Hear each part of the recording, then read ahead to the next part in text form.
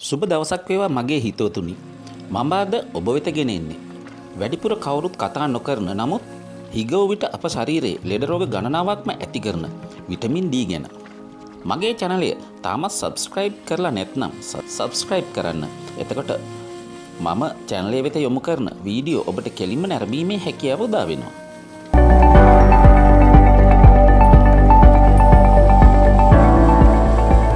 Vitamin D කියන්නේ අපේ ශරීරයට අත්‍යවශ්‍යම විටමිනයක් වන අතර මේක මේදද්‍රාවී විටමිනයක්. ඇත්තටම විටමිනයක් වුවත් සමහර අවස්ථාවල හෝමෝනයක් ලෙසද මෙම විටමින් D හඳුන්වන්න පුළුවන්. විටමින් D වලින් අපේ ශරීරයේ කරන කාර්යය මොනවාද කියලා බලමු. ශරීරයට ආහාර මගින් ලැබෙන කැල්සියම් හා ෆොස්ෆරස් උරා ගැනීම සඳහා විටමින් D අත්‍යවශ්‍ය වෙනවා. ඒ මගින් අස්ථි පද්ධතිය පවත්වාගෙන යාමට ඉතාම ප්‍රයෝජනවත් වෙනවා. ශරීරයේ ලෙඩ රෝග වලට විරුද්ධව ක්‍රියා කරන ප්‍රතිශක්තිකරණ පද්ධතිය පවත්වාගෙන යාම සඳහා විටමින් D අත්‍යවශ්‍යම සාධකයක් වෙනවා. සිරුරේ මාංශ පේශීවල සංකෝචන ක්‍රියාවලිය හා මනා යහපැවැත්මට විටමින් D අත්‍යවශ්‍යම සාධකයක් වෙනවා. මානසික මට්ටම යහපත්ව පවත්වා ගැනීමට විටමින් D අත්‍යවශ්‍යම සාධකයක් බව පර්යේෂණ වලින් ඔප්පු කරලා තියෙනවා. පිළිකා, හෘද රෝග වැනි රෝගාබාධ ඇතිවීම වැළැක්වීම සඳහා විටමින් D ශරීරයේ උසස් කාර්යයක් සිදු කරනවා. සමේ යහපැවැත්මටත් හිසකෙස්වල සෞඛ්‍යමත් බව සඳහාත් විටමින් D ඍජුවම වැදගත් වෙනවා. විටමින් D හිගවීම හේතුවෙන් ශරීරයේ ඇතිවන රෝග ලක්ෂණ මොනවාද කියලා බලමු.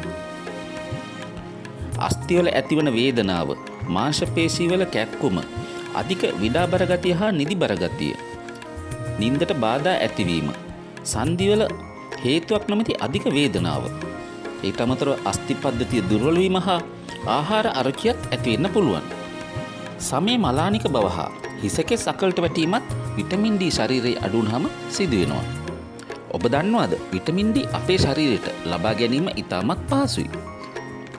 උදේ 7ත් 10ත් අතර කාලය තුල හිරු එළියට හොඳින් අඩුම ලෙස පැය භාගයක්වත් නිරාවරණය වී දින ගණනාවක් ගතවන විට ඔබගේ විටමින් D ශරීරයට අවශ්‍ය ප්‍රමාණයට නිෂ්පාදනය වීම සිදු වෙනවා.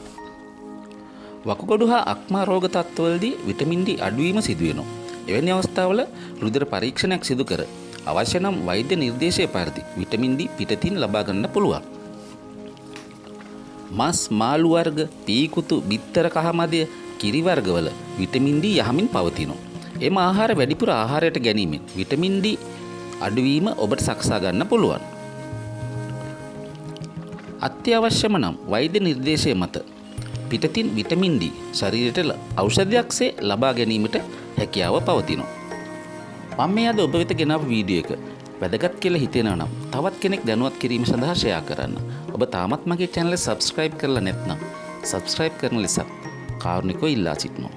සියලු දෙනාටම නිදුක් නිරෝගී සුවය ප්‍රාර්ථනා කරමි. මම නිහඬ වෙනවා. ස්තුතියි.